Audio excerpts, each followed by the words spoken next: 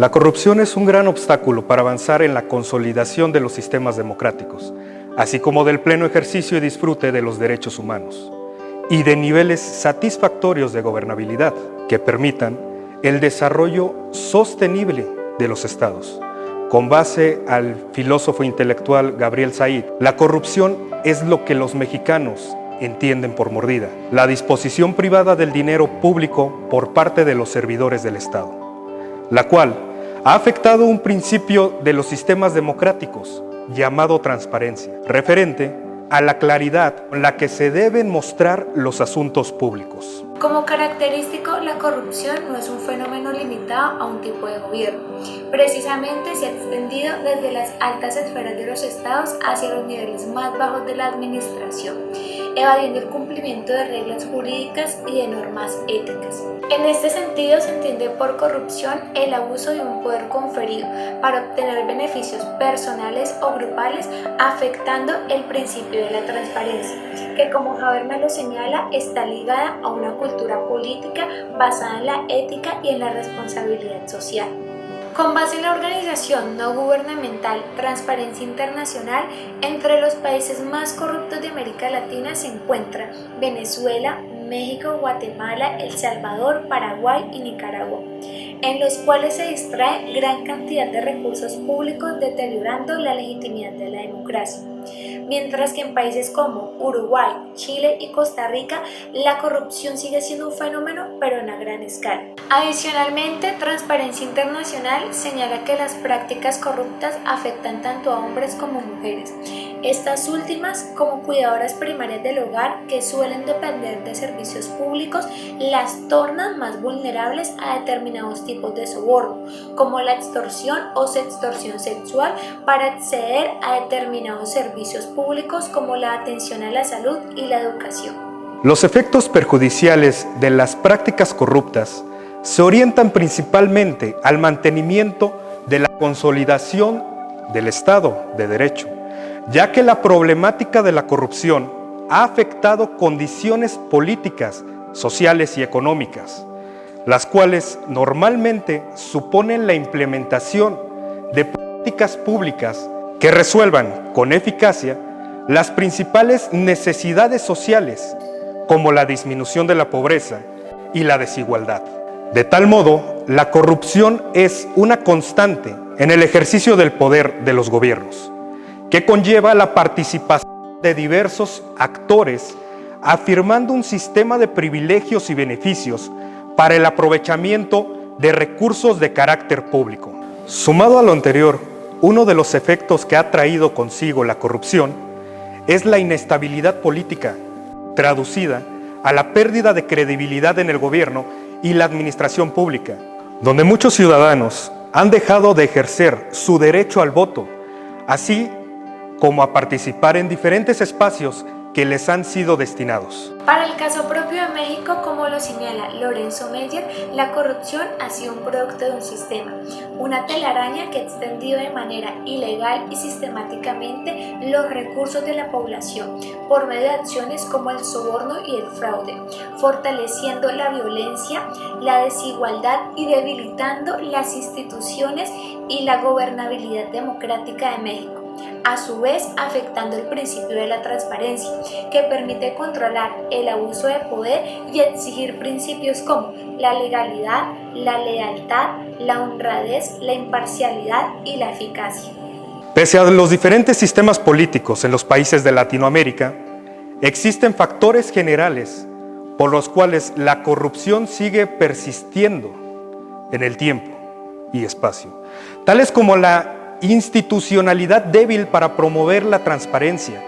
y combatir de manera eficaz la corrupción, el acceso deficiente a la información pública, la cual ha otorgado la posibilidad de ejercer el derecho de las personas al reconocimiento de la información y documentos en poder de los estados, la escasa participación ciudadana para la mejora y legitimidad de las instituciones representativas, así como el fortalecimiento de la gobernabilidad en los sistemas democráticos, resultando además los conflictos de intereses, que han implicado una confrontación entre el deber público y los intereses privados. Y por último, la impunidad, que ha conducido a la pérdida de la confianza de la ciudadanía en las instituciones democráticas del país. Adicional a los anteriores factores, se puede señalar que en América Latina existe el factor clientelismo, entendido como un mecanismo no institucional de lealtades asimétricas donde se intercambian bienes y servicios para apoyos electorales, que tiene un carácter predominante y siempre termina siendo favorable para un grupo reducido de personas. Jorge Cepeda señala que la corrupción ha penetrado muchos ámbitos de la sociedad mexicana, que nace especialmente de la relación entre el poder político y la delincuencia, logrando de esta manera ser una costumbre de la cual todos los ciudadanos han sido cómplices activos o pasivos, especialmente debido a la falta de educación que permita enfrentar y reducir esta problemática, exigiendo a su vez el principio de transparencia necesario en todas las sociedades democráticas. A partir de lo previo, se considera que la corrupción sigue siendo una constante en el tiempo, que si bien afecta a toda la sociedad, mujeres y niñas son las más afectadas, porque representan la mayor proporción de la población en situación de vulnerabilidad y pobreza. Entonces, la corrupción es un gran obstáculo para avanzar en la igualdad de género y en el empoderamiento femenino. Acciones necesarias, según Transparencia Internacional, para hablar de una gobernabilidad democrática, desarrollo social y crecimiento económico. Para finalizar, se debe mencionar que en Latinoamérica, para el fomento de la cultura de legalidad, de transparencia y de rendición de cuentas, la sociedad ha expresado un rechazo enérgico contra la corrupción, por medio de diferentes manifestaciones como protestas, plantones, denuncias públicas, entre otras, con el fin de obtener cambios profundos como la debida sanción de conductas corruptas, el acceso a la información pública, la promoción de la integridad y la legalidad, la construcción de adecuados procesos de planeación y gestión y la lucha contra la impunidad, que permitan garantizar una gestión pública transparente. El filósofo Jesús Rodríguez señala que una clave para la efectividad de la transparencia y de una democracia confiable y leal